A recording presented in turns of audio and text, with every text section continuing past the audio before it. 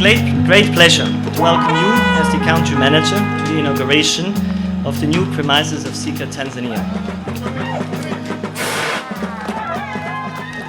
At Sika, we don't see ourselves as a simple supplier of building materials. We are all here united to build Tanzania's future infrastructure and civil construction in a sustainable and inclusive way.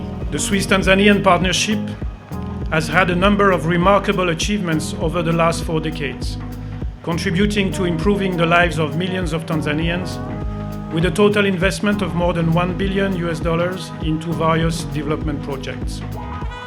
Hiki ambacho unakuja kukifanya leo, kufungua kiwanda hiki, mimi kama waziri wa sekta husika na tiki, na sisi sasa tunazungumzia viwanda 80,969 na viwanda vikubwa ni 618 peke yake mpaka Julai.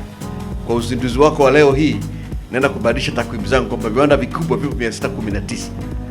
Kitakachofuatia sasa hivi ni kutoa vyeti kwa wafanyakazi wa muda mrefu, Long Service Award. Wafanyakazi hawa, Mheshimiwa mgeni rasmi, mabibi na mabwana, walikuwepo mwanzo mpaka leo hii wapo. So they are part of Sika's success.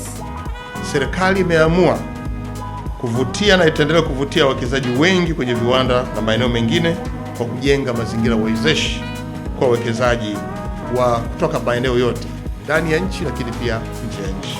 Niwatie moyo Sika, fanya kazi yenu kwa uhuru mkubwa na kwa uhakika zaidi.